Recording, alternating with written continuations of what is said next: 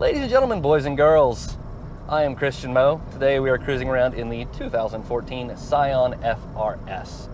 Now, the FR-S is sort of a departure for anything that Toyota has made recently.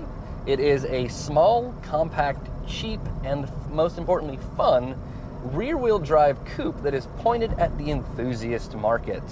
Elsewhere in the world, this thing is called the GT86 to pay homage to Toyota's rather cult icon, the AE86 Corolla, that you may see in several drift shows or drift movies. It's a very popular car among the drifter and tuner crowd. But let's go ahead and jump into what this thing actually is.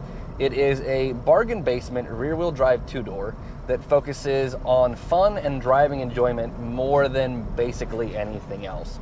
The equipment list is extremely small.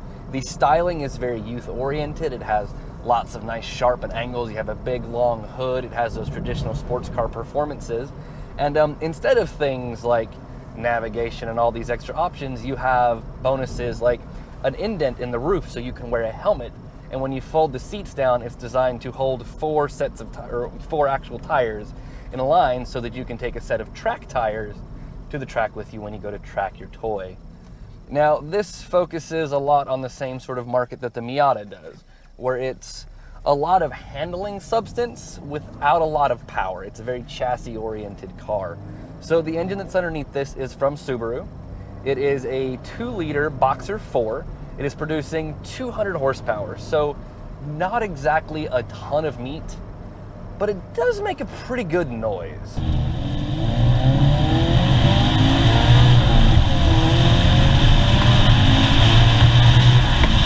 Now, despite that good noise and the promise of 200 horsepower, this engine does only make 151 pound-feet of torque, and it has a really weird torque curve where you have nice power till about 3,000 RPMs, and then the power sort of dies to get to about 5, and then it comes back in from 5 up to its 7,500 RPM red line. But despite not having a ton of torque and even having a modest horsepower, the car has small tires, and because of the chassis, it is very playful. It wants to swing around a lot, especially in the rain like I have now. It's very easy to get the rear end to step out with just a little bit of extra throttle. Woohoo! And overall, it's just an entertaining thing to drive. If you prefer the whole idea of having a fun, lightweight machine that is more about maintaining momentum than building outright speed, the FR-S is a super solid choice. Now, there are some issues. And most of that comes down to the price. So this car, as it sits right now, is $25,000. So it's extremely cheap, and you can sort of tell that. There are some niceties, like I've got this nice contrast red stitching on the door panel that has this leather pad. I've got nice accents on the seats. The seats are extremely nice. They're fitted with a cloth that's sort of tacky like a suede would be. You know, there are a lot of those little driver-focused touches, but because of those driver-focused touches, there's a lot of other things that don't work out the same way. Like the dash up here is sort of gross, especially this bit. Nice, cheap, chintzy plastic. The front of the dash here is just one big slab of plastic that has a really terrible-looking sort of fake carbon fiber finish on it. It's not great, but they took all that money more sideways, and focused it on all of the things you'd actually be interested in getting in a car like this. So I've got nice alloy wheels, I've got great steering that is wonderfully weighted and super direct. There's not a lot of feel to it, but beyond that, I don't have much of a complaint about the steering. I've got a great 6-speed manual transmission. The throws are nice and short, clutch uptake is short and it's very precise. It's all the good driver stuff. And I really, really enjoy spending time in this thing. Fuel economy, also surprisingly good.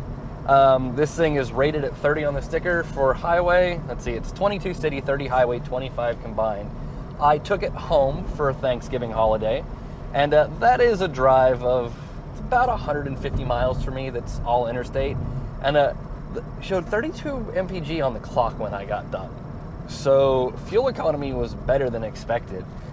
Even now that I've been flogging on it, my overall average since I picked it up, which was 418 miles ago, I am averaging 29.9 miles to the gallon, it says. So fuel economy is way better than I expected, even though I've been driving it like an absolute idiot every time I get a chance.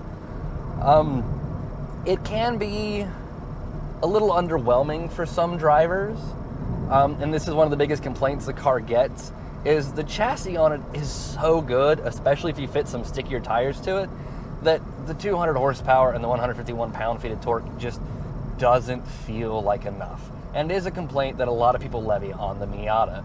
The chassis can handle so much more power than that without the tiniest bit of a problem.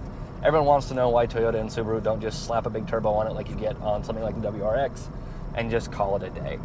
Toyota and Subaru are both still adamant that this thing will never get a turbo, and that is because of weight distribution. This engine is so low and so far back inside of that engine bay that this car actually holds the world record for lowest center of gravity in any production car. That includes things like Ferraris.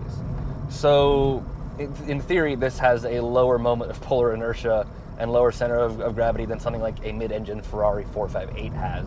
And Subaru says that by slapping all of the hardware that takes to put a turbo on top of this engine and intercooler out front, that it will ruin that, and they will no longer have that. The car won't handle the same.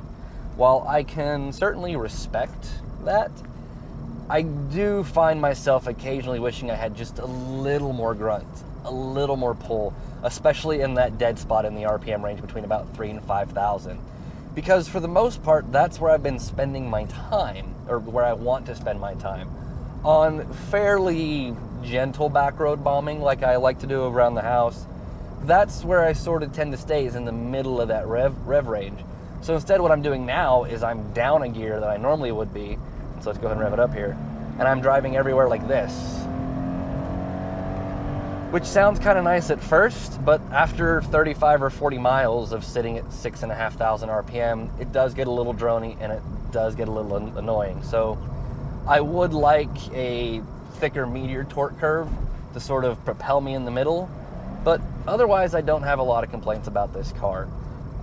Compared to the BRZ that I drove previously, nothing on this one is broken. I don't have a single squeak, I don't have a single rattle, the windows work great. They're both auto up and auto down power windows. The rear seat is a bit of a joke, but otherwise it's a really nice thing to drive. I did mention it doesn't come with any options. This is a base car. So I have a nice big screen here with a map button on it. When you push the map button, it says bespoke premium audio is not installed. Please contact your dealer for an upgrade, which is kind of annoying because it has the map button. I don't have satellite radio, which has been kind of a bummer for me because I'm a huge satellite radio fan. But what I do have is a great chassis, really sharp looks, an engine in the front, driving the rear wheels, a slick manual transmission. I have a real e-brake, which if you're a fan of being a hooligan comes in handy. And I have this joy that anytime I want to, I can just stand on the right pedal, the car will stay up sideways, waka, and I can just have fun all the time because of this great chassis. So overall, the Scion FR-S is probably not as good as a Miata to drive, but it's got 90% of that feeling. What it lacks in Miata feel, it gives you in more space, better looks, a bigger trunk, a rear seat. So I could understand why somebody would go looking for a small rear-wheel drive coupe and go home with this instead of Mazda's little darling. But overall, I like it. I like it a lot. Again, I'm getting 30 miles per gallon. I'm sideways all the time when I want to be. I'm nice and comfortable when I don't want to be sideways. And it does all that for $25,000. And that's sticker, like that is full sticker price after destination, $25,215. That is a hell of a bargain. Anyways, I am Christian Moe. So we've been riding around in the 2014 Scion FR-S.